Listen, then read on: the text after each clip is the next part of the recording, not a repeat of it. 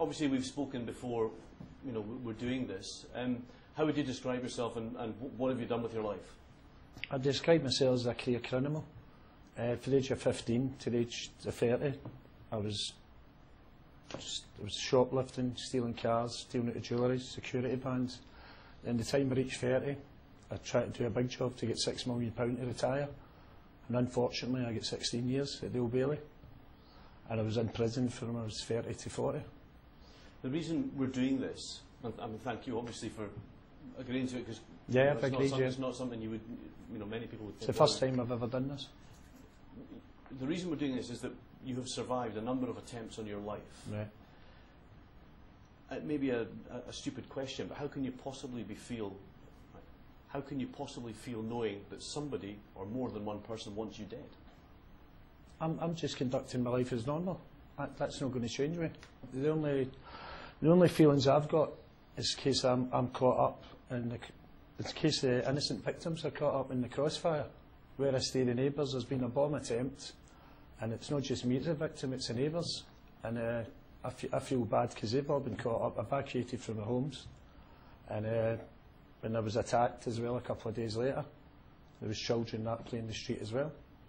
So I'm taking into consideration if anything's going to happen to me, bystanders could be caught up in this. I know you're not going to tell me who has done this to you or who wants you dead, but can you tell me why? I don't know. I've got a lot of enemies. Well, you must know. I've got a lot of enemies. I've got a rough idea who's behind it, but obviously I'm not going to say. I'll sort that out myself. I come from with the old school, and I think the code of conduct in the underworld has been breached. Where there's been people coming to my house and all that, and it's not even the people that's behind it. They're sending rockets. They're sending other people to do their dirty work. I would rather they came to me face to face, but I know they've not got the guts, the courage to face me up themselves. So they're sending other people in, and I just say they're cowards. You talk about a code of conduct as if there was some morality to this, but most people watching this will find you repugnant, and the people who do this. Of course they will. They will, yeah. But I've lived my life, as I've already told you, since I was 15. I'm 48 just now, and that's the way I've lived. And there used to be a code of conduct in the underworld that if you'd done something, you would sort it out manly, face to face, and you wouldn't go to somebody's door or friends' doors. But this is what's happened here, because the people who's behind this, they're just cowards. They won't come to me face to face, and I'm not shying away from this. You know what I mean? The police have asked me if I wanted police protection and all this, and I've said no. I'm going to sort it out my way, and hopefully, I'm not going to say it's going to help. I'm just going to say hopefully time's a great healer, and hopefully things will sort themselves out in the future. So that means you'll be planning retribution to the people who've done this to you? No, it just means that time's a great healer, and I'll sort it out in the future myself. But I don't want the police to get involved. I'll deal with it myself. But again, people watching this will say, well, that's what the police are for, and then they have to get involved. And that the police need to get involved because like the incident with the bomb, which was way out of order. You know what I mean? There's children, and there's a pregnant woman stays in my block of flats, and I've been told it would have, if that bomb would have went off, it would have took down the whole block of flats. So there's all innocent people there.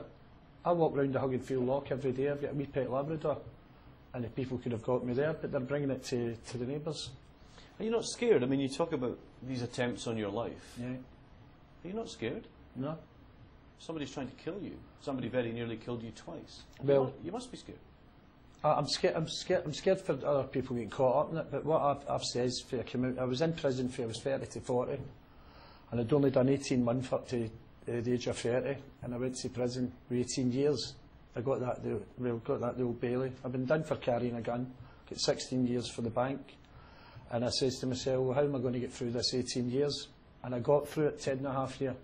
And when I came out of prison, I says to myself, nothing's going to scare me again for that judge giving me that sentence at the Old Bailey. And this is sort of a coming on a par of it. There is a cachet. People think this is from a movie, that there is some glamour surrounded by what you do and what these people do. Is there? Well, I can send out a message just now and I tell everybody that. There's no glamour in going to prison. And I'll tell you truthfully just now, I'd done 10 years, 5 months, I never went to an open prison, I never even got an hour out to see my mum. And it took me five years, over 5 years, just to settle into prison. I couldn't handle it, because I went from 18 months to 18 years.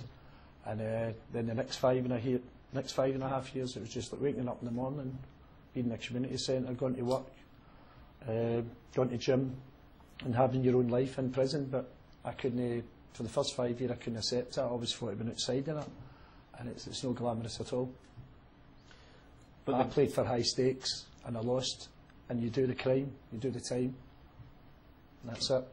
And the slate's supposed to be like clean, but since I've come out of prison, I feel I've been waging a war with two people, Strathclyde police and gangsters in Glasgow.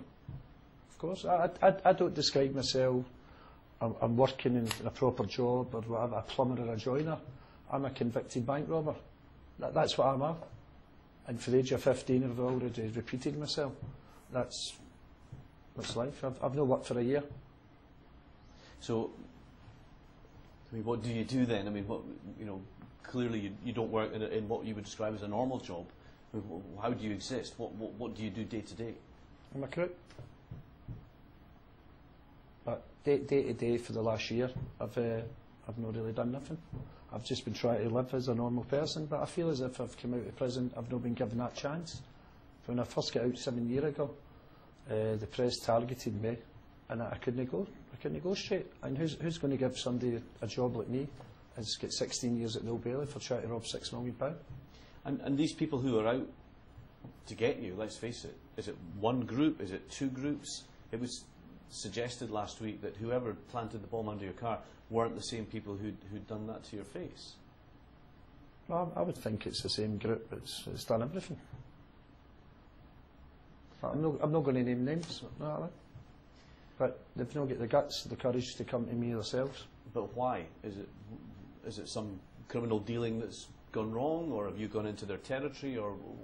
No, I just wouldn't rather discuss that. You know what I mean? I just want to sort it out my own way. When you leave the house in the morning to take the dog for a walk or whatever, I think most people watching this couldn't imagine. Do you know what I mean? What it must be like to feel what you feel when you do that. Mm-hmm. I get out of the house in the morning, I whistle a tune, I've got my iPod on, I've got a paper under my arm, I go for my bus, I get to my work. But presumably when you get out of the house in the morning, you're looking all around, do you know? How does that feel? Well, since I would be a liar to say since the incidents, the bombing, the slashing, and the car getting petrol bombed in the space of 10 days, I would be a liar to say that I get out the house now and don't look about. Of course I do. I'm just that wee bit paranoid. But I've lived that way of life, and what's for me will not get by me. Are you worried? Or, I mean, given, you know, especially your face, mm-hmm. I mean, how worried are you then? Can I put it like that? The next time it will be, you know, it won't be as, you know, fortunate for yourself. Well, what's got to be has got to be. That's it. You really is. See, the only thing I'm worried about is my family. If I do get killed, my family and friends, they'll be more hurt. Well, I'm not going to be hurt. I'm not going to.